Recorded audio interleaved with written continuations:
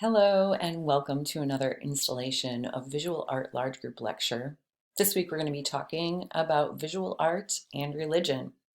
Before we do that, let's just get a little review. So I've got this term pulled up, creato ex nihilo, and that means to create out of nothing, to make substance from nothingness. This is obviously not something humans can do. Humans make art, and that's inferior to creation because we make art with creation. Before we get going too much, it seems important right now to introduce you to the concepts of Western art and non-Western art. Western art does not mean cowboy art of the wild, wild West.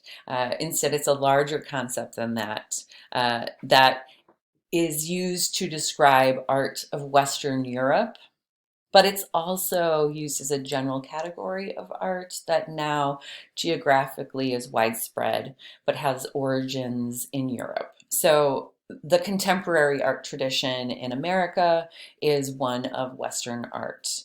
At one point, the art capital of the world was Paris, just prior to the art capital moving to New York City. This happened largely because of World War II and Hitler's displacement of degenerates. So many artists fled to the US and settled in Manhattan, and as a result, brought that tradition of art with them. And that's why art is considered, or excuse me, American art is considered part of the Western art tradition. Well, there's also the non-Western art tradition, and this refers to art objects originating from the cultures, right? So cultural artifacts and societies outside of the Western world. Um, so that could also include the Americas, right? If we think about prior to that, like influence of Western art thinking to Manhattan during like the World War II era.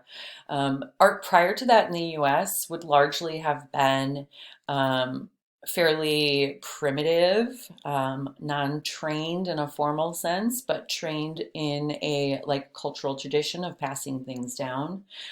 We can see here on this book cover, this art history text, we can see a number of these uh, cultural artifacts that definitely have high technical skill and they come from a larger tradition, but they don't have the Western art dialogue that goes along with them. So let me clarify that a little bit.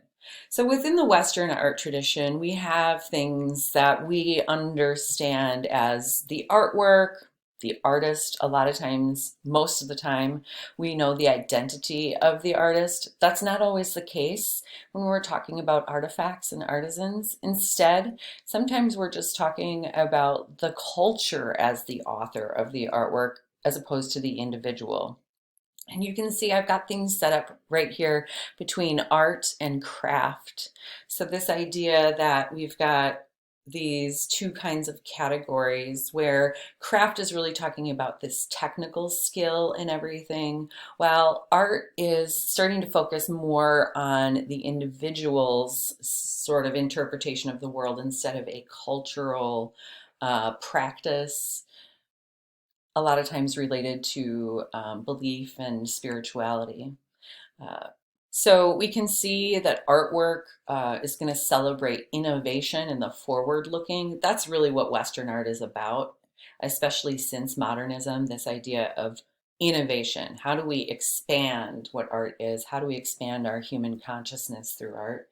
And then, you know, in the non-Western tradition, we have less like innovation and sort of like new ways of doing things because we're celebrating tradition and we are being creative within a defined form versus art that is, you know, really divorced itself from form anymore. We can have art in any sort of mediums, but in the more traditional mediums, it would have been like wood, stone, fiber, ceramics.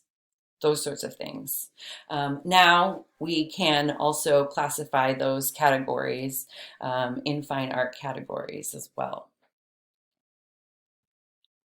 So I'm just going to leave this up here just for a second. I want to skip forward so I can have some visuals for you.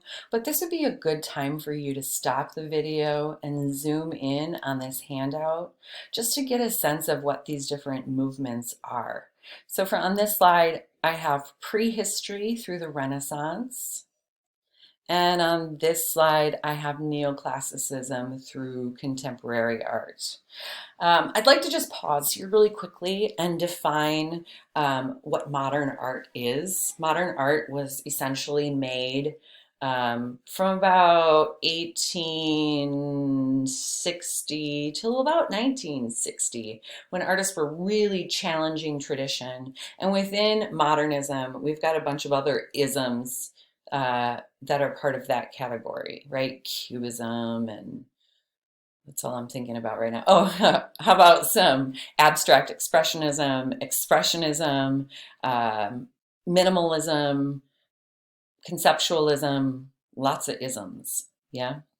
Then we have postmodern art. That's like art that is after modernism, that isn't so much in redefining what art is anymore or redefining tradition. It's just okay that like art is a larger category now. We're not our goal isn't to challenge tradition and redefine. Instead, it's just working with the tools that the modernists have identified as valid tools. So then we have contemporary art, and contemporary art is art of today, right? So I'm a contemporary artist, and I've been working for about 25 years, and I would consider all of my artwork contemporary, right?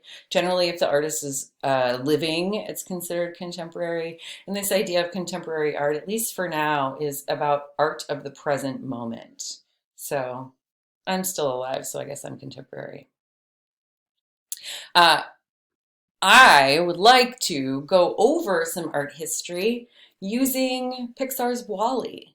So if you'll just give me a few minutes here, I'd like to walk you through how Pixar, first of all, finished the movie Wall-E, but also how they used art history, Western art tradition, to illustrate how humans were going to readapt to the planet Earth after leaving the Earth from littering it to death.